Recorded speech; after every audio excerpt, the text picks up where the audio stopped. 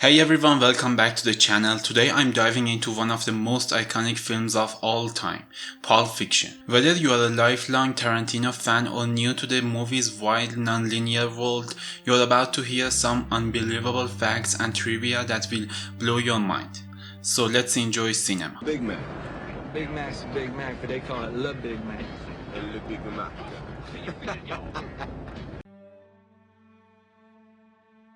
Let's start with something almost hard to believe. Pulp Fiction was made on a shoestring budget. The film cost only about $8 million to produce. Yes, just $8 million. Even though its budget was low, especially by today's standards, the movie packed such a punch that it turned into a global phenomenon. In fact, before even finishing production, the film was already in the black. Its worldwide distribution rights were purchased for a staggering $11 million, and it went on to gross more than $200 million at the box office. It's amazing to think that a film made with so little could redefine modern cinema so dramatically. What do you think? I think it's like a wax machine with a pulse.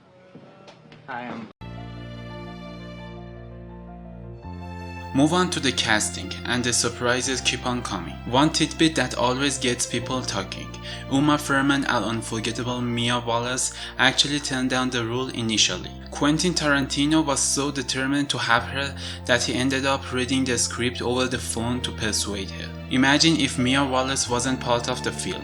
Pulp Fiction would have had a very different vibe. And speaking of cast, consider this. John Travolta's participation in the movie is largely credited with reviving his career. After a series of domestic flops, his performance in Pulp Fiction became legendary and cemented his place in cinematic history. It's proof that a perfect role at the perfect time can change everything about an actor's trajectory. Warm, warmer, disco. Now here's a cool insider secret. The character of Winston wasn't just thrown in by accident. Tarantino wrote this smooth problem-solving fixer specifically with Harvey Keitel in mind. The Wolf is that brilliant, calm and methodical character who swoops in to fix the messes left behind by his less disciplined peers. It's one of those roles that feels tailor-made for an actor, and it exemplifies how Tarantino's writing always had a knack for matching character with actor perfectly. The guns are the Navarone. In fact, what the fuck am I doing in the back? You the motherfuckers should be on brain detail. We fucking...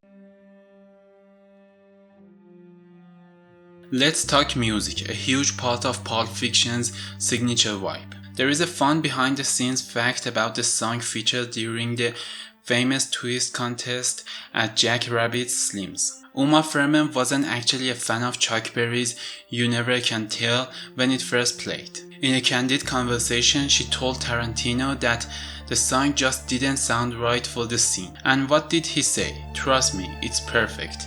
That moment tells you everything about Tarantino's bold creative decisions. Sometimes the vision defies personal taste, and it ends up being exactly what the scene and the audience needs. You want to hear my Fox Force 5 joke? Sure. Except I think I'm... Now if you think the movie's stories are wild, wait until you hear this one. Vincent Vega's iconic 1964 Chevelle Malibu wasn't just a prop. It actually belonged to Quentin Tarantino himself. And here is where it gets even crazier. During production, the car was stolen. The story goes that the car went missing only to resurface years later after its vehicle identification number was discovered on an older, stripped-down car. Imagine the surprise for Tarantino when he found out his own car was part of a mystery all its own. It's just another example of how the line between film and the real life can blur in the most unexpected ways.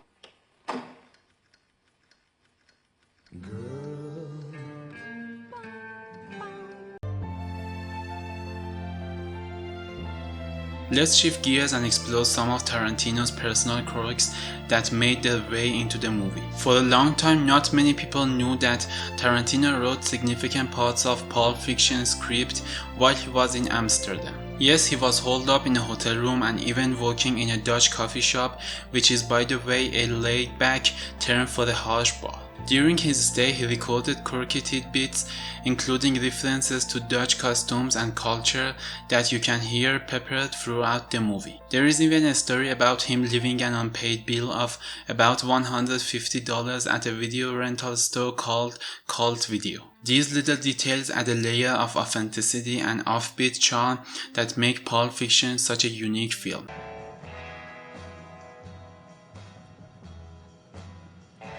Don't you hate that?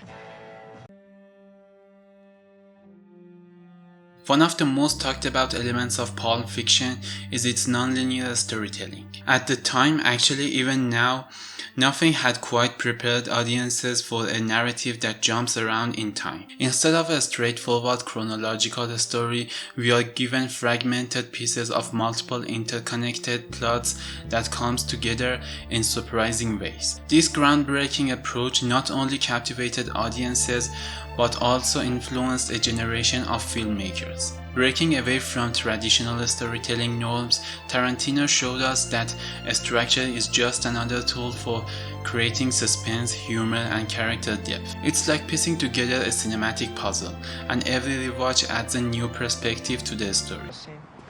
I think her biggest deal was she starred in a pilot. Pilot? What's a pilot? Well, you know the shows on TV? There is no discussion of Pulp Fiction without mentioning its dialogue, and not just any dialogue. The film is notorious for its liberal use of language. Fun fact, Pulp Fiction contains a staggering 265 F-bombs throughout its runtime. Back in 1994, that earned it the title of the biggest F-word winner of the year. While some might be taken aback by all the colorful language, it actually became a defining characteristic of the film's raw and unapologetic style. Tarantino wasn't afraid to let the dialogue fly. It's a perfect reflection of the edgy, real, and sometimes chaotic world his characters inhabit. Cool.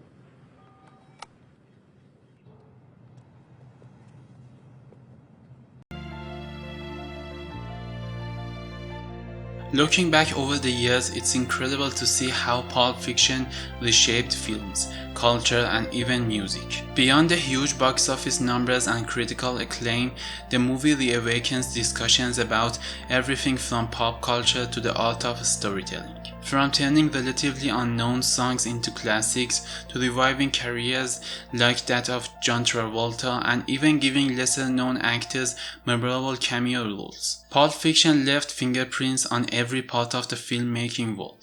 Every time you catch a reference in another film or a random song on the radio, it's possible you are hearing echoes of Tarantino's masterpiece. It's a cultural phenomenon that transcends moviegoers and seeps into everyday conversation. Big Mac.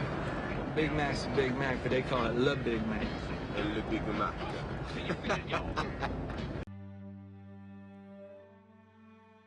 And before we wrap up, here is one more nugget for you. Steve Buscemi, a fan favorite actor from Reservoir Dogs, was originally slated for a role that conflicted with his schedule. Because of that, he ended up missing out on playing the character Jimmy and instead appears as the quirky Buddy Holly waiter at Jack Rabbit Slim. It's this unexpected twist behind the scenes that keeps fans returning to discussions about the film time and time again. Every actor's little cameo or behind the scenes tidbit adds to the film's rich tapestry of storytelling and lore, making Pulp Fiction more than just a movie. It's a living piece of cinema history. The guns are the Navarone. In fact, what the fuck am I doing in the back? You the motherfuckers should be on brain detail. We fucking...